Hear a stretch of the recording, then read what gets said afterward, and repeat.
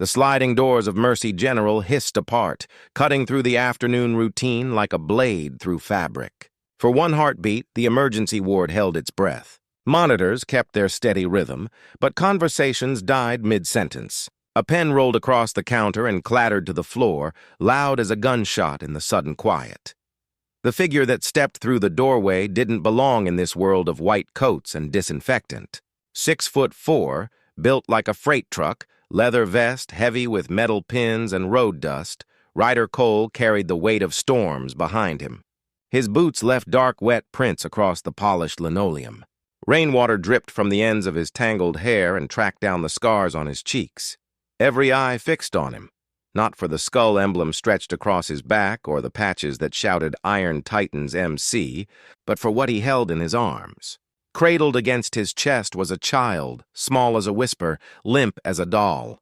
Emma's pink jacket was soaked dark. Her tiny arm hung twisted at a wrong angle. Her lips were blue, her skin the pale color of wax. And Ryder, this man who looked like a thunderstorm given human shape, held her with the kind of care that makes time itself hesitate.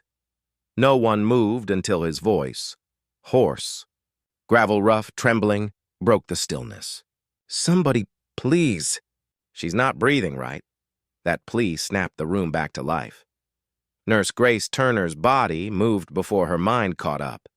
15 years in trauma care had trained her to act first, question later. She slid a gurney beside him. "Here, sir. Lay her down." Ryder hesitated only a fraction, instinct tightening his arms around his daughter. The pain in his eyes was raw enough to stop Grace mid-reach. "I've got her," she said softly, voice steady. "Let me help." He released his grip with visible effort, lowering Emma onto the stretcher as if she were made of glass. "Her name's Emma Cole. She was riding her bike. A car hit her. The driver didn't stop." Grace shouted vitals as the team pushed toward Trauma 2. Dr. Evan Carter appeared, sleeves already rolled, scanning the scene with sharp, controlled urgency. Female child approximately 5. Multiple trauma, possible internal bleeding, left arm fracture, unconscious but breathing shallow. Ryder followed close, his heavy boots thudding in counterpoint to the squeak of wheels. A security guard moved to intercept him. One glance into those wild blue eyes was enough. He stepped aside without a word. Inside the trauma bay, chaos took on rhythm. Scissors sliced through fabric. Machines beeped. Orders snapped and echoed. Grace noticed the biker pressed against the wall, huge hands clenched into shaking fists. Blood, his or hers, streaked across the leather patch on his vest. Oxygen tube in. IV line running. Chest compressions paused. Dr. Carter's voice cut through the din. "Prepare for intubation. Possible collapsed lung."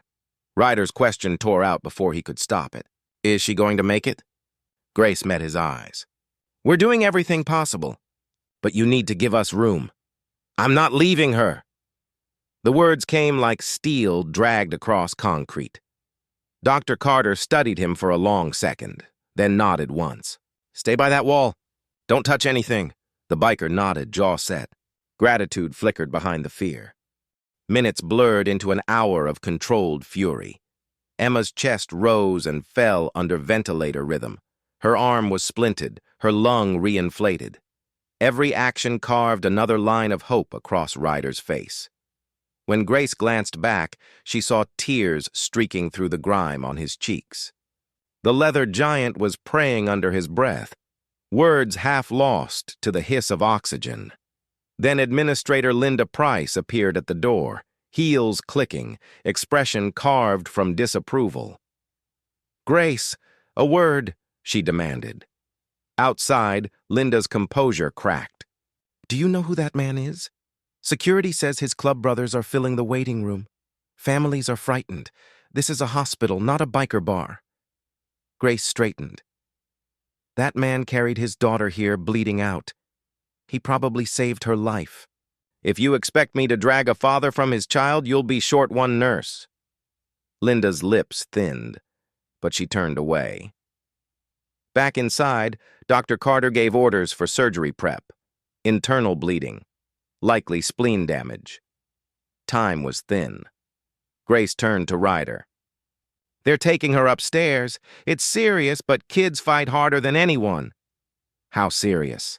75% if everything goes right. Ryder nodded, the motion stiff. For the first time, Grace noticed his jeans torn at the knee, blood seeping through. His knuckles split open. "You're hurt," she said. "I don't care." His eyes never left Emma. "Fix her."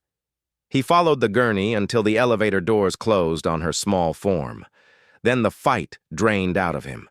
He pressed his forehead to the wall and shook, silent, broken sobs from a man the world thought unbreakable. Grace guided him to a chair, cleaned his cuts, wrapped his ribs. Between bandages, fragments of his story spilled out. The park, the new bike, 1 second of distraction, a screech of tires.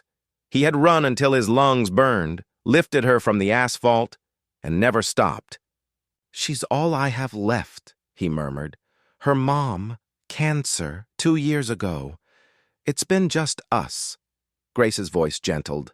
"Then hold on to that. She'll need her dad whole when she wakes." Hours bled together in the waiting room where 6 iron titans sat like carved stone. Their presence filled the air with quiet menace that hid something deeper: brotherhood, grief, prayer. When Ryder finally rejoined them, patched up and pale, the oldest, an iron-gray man with preacher stitched on his vest, stood and gripped his shoulder. "She's strong, brother. Like you." Strangers began to approach. A mother with her own child in surgery, a grandfather from pediatrics. One by one, they offered kind words, breaking through the fear that had greeted him. The line between monster and father blurred until it vanished. 3 hours later, Dr. Carter returned. Every man in the room rose. "She made it," the doctor said, and relief crashed through them like thunder. "It was close, but we stopped the bleeding. She's in recovery." Ryder's knees buckled. The brothers caught him before he fell. When he finally saw her in the ICU, wires and tubes surrounding a face he loved more than life, Ryder dropped to his knees beside the bed. "Hey, sunshine," he whispered. "Dad's here. You did good." Emma stirred, eyes flickering open, dazed. "Did I crash my bike?" He managed a wet laugh. "You sure did, champ. But you're tougher than any crash." Her fingers twitched against his palm. "Don't cry, Daddy." "Sometimes heroes cry," he murmured, brushing hair from her forehead. "That's how they heal." Days passed, and the ward transformed. The bikers brought stuffed animals, comic books, laughter. Families who had once recoiled now shared coffee with them in the hallway. Emma became everyone's little mascot, the miracle kid with the biker dad who never left her side. When discharge day arrived, Linda Price herself came forward, contrition softening her tone. "Mr. Cole, I owe you an apology. I judged you before I knew you.